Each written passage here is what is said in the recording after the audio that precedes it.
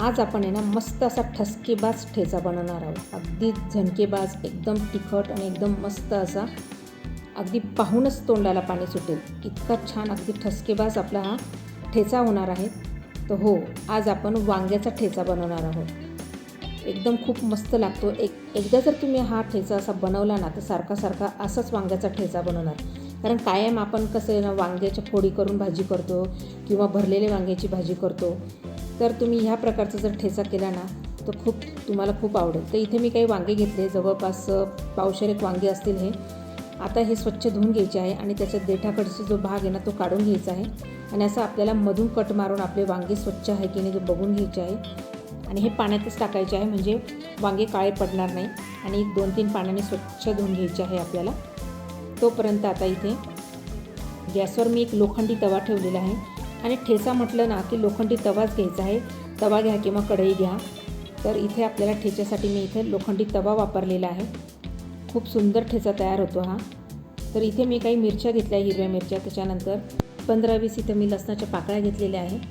त्यानंतर मूठभर अशी कोथिंबीर घेतलेली आहे. आणि त्यानंतर थोडंसं अगदी जिरं घेतलेलं आहे 1 चमचा. ते छान अगदी पहिले परतून घ्यायचं आहे. त्यानंतर आपल्याला थोडंसं तेल घालून आपल्याला नंतर हे छान अगदी परतवून घ्यायचं आहे. बघा एकदम छान असं मस्त परतवून झालेलं आहे. तर आता हे एका प्लेटमध्ये आपल्याला काढून घ्यायचं आहे आणि हे गार करायला ठेवायचं आहे. आता हे गार होतं आहे तोपर्यंत आपल्याला इथे त्याच तव्यावर थोडंसं तेल अजून घालून घ्यायचं आहे. आणि आपण जे वांगे स्वच्छ धुवून असे कट करून ठेवलेले होते ना ते आपल्याला याच्यामध्ये तव्यावर छान अगदी मस्त फ्राय करून घ्यायचे आहे. मस्त फ्राय झालेले आहे, पाहू शकता तुम्ही. आता याच्यावर आपल्याला झाकण लावून 5 मिनटं वाफवू द्यायचे आहे. पहा कलर पण किती छान असा बदललेला आहे. आता यावर मात्र थोडंसं पाणी शिंपडून घ्यायचं आहे आपल्याला, म्हणजे पटकन आपले हे वांगे शिजायला मदत होईल आणि लवकर मऊ होतील. आता याच्यावर पुन्हा आपल्याला झाकण लावून घ्यायचं आहे. 5 मिनटाची वाफ काढायची आहे. व्हिडिओ जर आवडला असेल तर लाईक करा आणि चॅनलवर नवीन असेल तर नक्की सबस्क्राईब करा. शेजारील बेल आयकॉनला क्लिक करा म्हणजे येणाऱ्या व्हिडिओचे नोटिफिकेशन हे तुमच्यापर्यंत येत राहील. व्हिडिओ मात्र शेवटपर्यंत पाहत राहा म्हणजे तुम्हाला कळेल की आपला जो वांग्याचा जो ठेचा आहे तो कसा दिसतो आणि कसा झालेला आहे.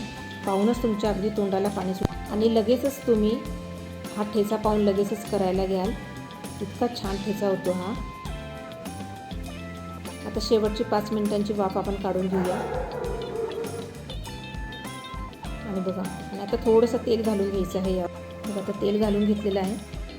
छान अगदी मस्तपैकी आता वर खाली करून घ्यायचं आहे आपल्याला. छान परतवून घ्यायचं आहे आता तेलामध्ये. तर ते मस्त परतवून घे. बघू शकता तुम्ही किती मस्त दिसतोय ना अगदी. बस आता या स्टेजला आपल्याला जे आपण लसूण, मिरच्या, कोथिंबीर जे अगदी फ्राय करून ठेवलेलं होतं ना ते यामध्ये घालून घ्यायचं आहे. आता ते सगळं यामध्ये घालून घेतलेलं आहे. आता हे सगळं आपल्याला मिक्स करून घ्यायचं आहे व्यवस्थित. आणि मग आपल्याला आता हे तव्यावर मस्तपैकी स्मॅशरच्या साहाय्याने रगडून घ्यायचं आहे. बघा जसं आपण ठेचा रगडतो ना सेम तसंच आपल्याला हे करायचं आहे. म्हणजे काय होईल, या मिरच्या, वांगे, लसूण वगैरे सगळं एकजीव होईल आणि ते एकत्र रगडल्यामुळे ठेच्याला फार सुंदर अशी चव येणार आहे. बघा पूर्ण असं एकजीव झालेलं आहे आणि कोणी म्हणणारच नाही की यामध्ये वांगे घातलेले आहे म्हणून. तर एकदा नक्की या पद्धतीने तुम्ही करून बघा. किती सुंदर झालं आहे, खूप छान आणि टेस्ट खूपच छान लागते. की तुम्ही पोळीबरोबर खाऊ शकता, भाकरीबरोबर तर खूपच छान लागतो.